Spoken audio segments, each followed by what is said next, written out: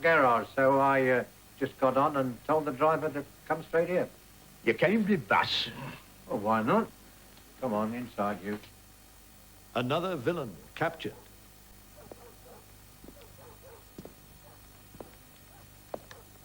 But not all crimes are solved that easily. Usually it takes painstaking research, legwork, and hours of tedious questioning. Take the curious case of the prowler with 10 faces.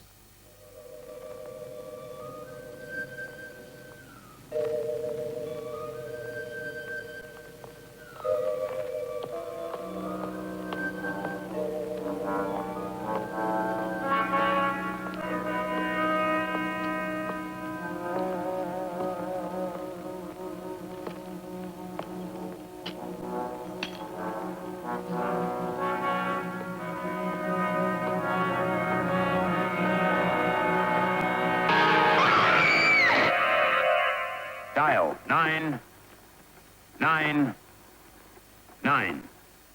A phone call to the yard, and a sturdy bunch of men are on the case.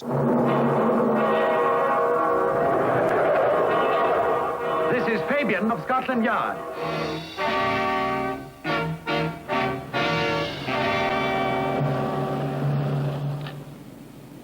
Hello, Winters. What's the trouble? Interpol have been on the line from France, Sir Andrew.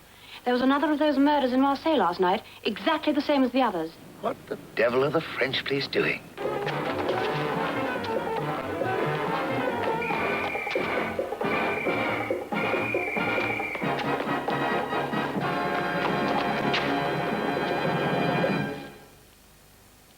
The same. Oui. Who is it this time? I've seen her before, Inspector. She dances at La Poupée. Bravo 1, B Bravo 1. Proceed 21 Bolster Avenue, Chelsea. Reported attack by prowler. B Bravo 1, message received now. Wingate Avenue, repeat, Wingate Avenue. East to Hetterton Avenue, repeat, Hetterton Avenue. Is that Victor 1 to BD? Victor 1, report your position, please. We're stuck in a traffic jam, love. We'd like to be here for half an hour or so. Report your position. We're going north, lover, along the Golden Mile. Anything in on the prowler? I see. Well, let me know if something comes through, will you? Our cross-filing system gives us a lead to 3 million names, aliases, and faces that can be identified from methods of crime and physical characteristics. Yeah, this is the fella. His name slipped my mind. If there's nothing to tie him up with Redmond, show that they knew each other. Yes, there is. Prowler reported on Somerset Street, SW3, investigating. Put out an all cars message. All cars in Chelsea Cordon deploy as follows. D Delta 1, proceed south side of Winfield Square. F Foxtrot 1, proceed north corner Thornton Mews. That Victor 1, Wilco.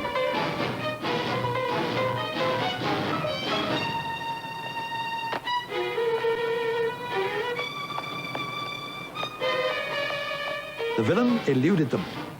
Scotland Yard's radio room put us on his trail again.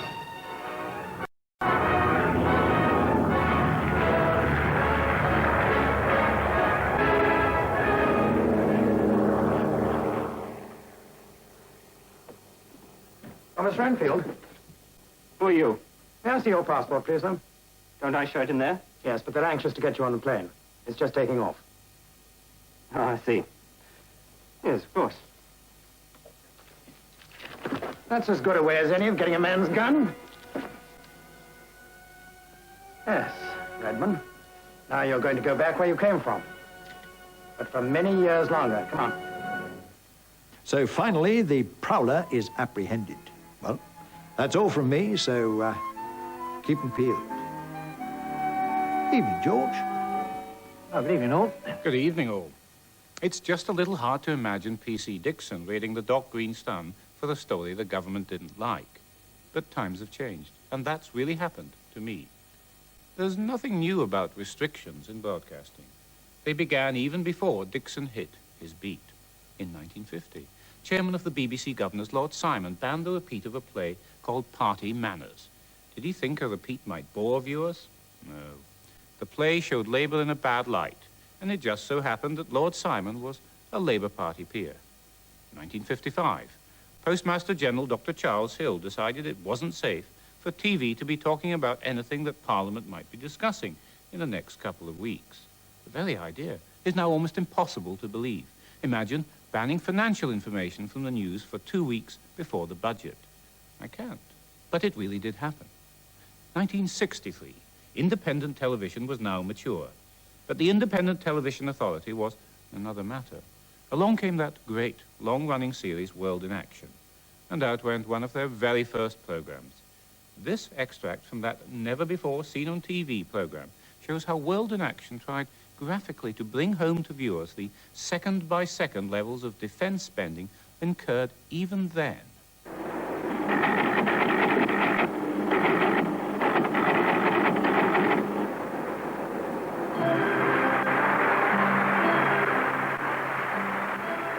This is the time to have the time of your life, beating time for the big-time prizes.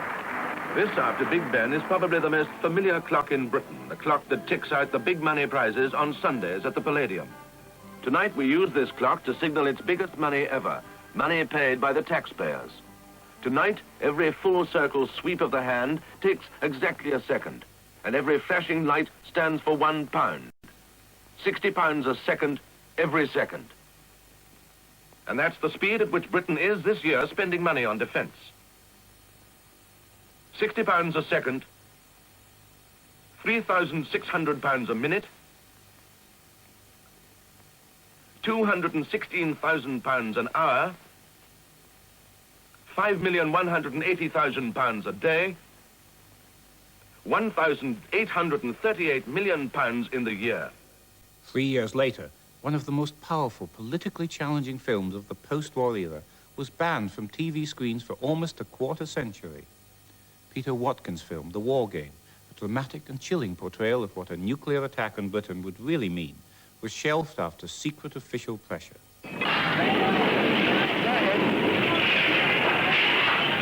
Rochester in Kent. Now 2 square miles of fire, resulting from the heat of a thermonuclear missile, which has exploded off course on its path to London Airport. This is the phenomenon which could perhaps happen in Britain following a nuclear strike against certain of our cities.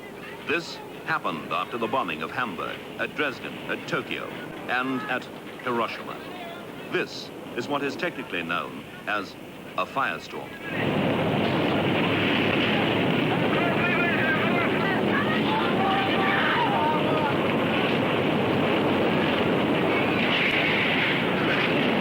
Within its center, the rising heat from multiple fires caused by both the heat flash and the blast wave upsetting stoves and open furnaces is sucking in ground-level winds at speeds exceeding 100 miles an hour. This is the wind of a firestorm.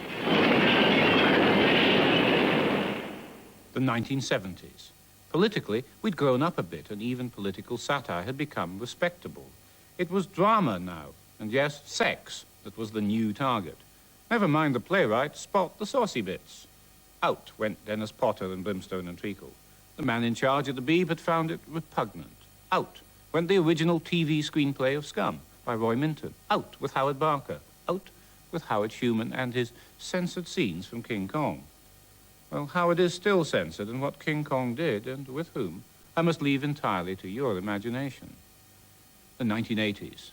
Secrecy, security, and surveillance started to hit the blank screen.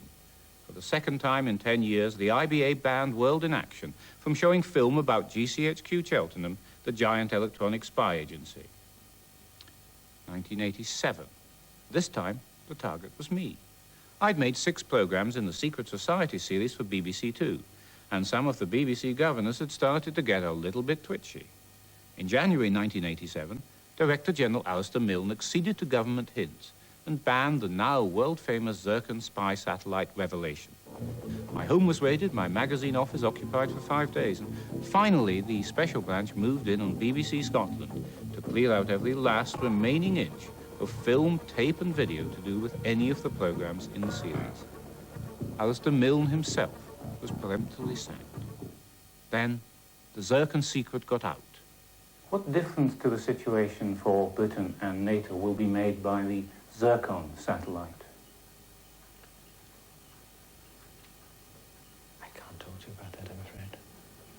You're saying that everything about Zircon is classified? Yes, I'm sorry about that. One other secret society program remains banned.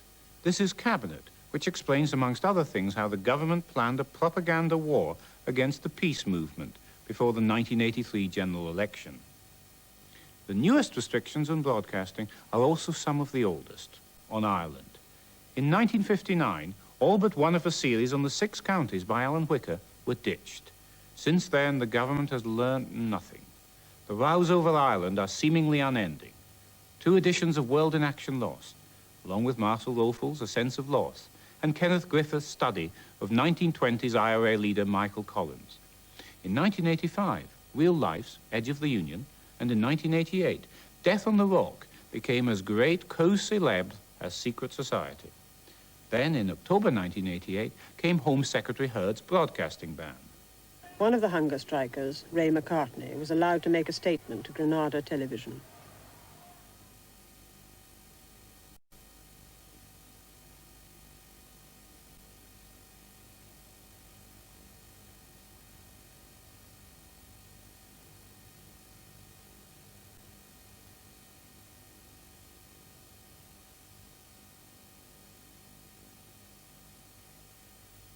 R is for restricted, and also for ridiculous.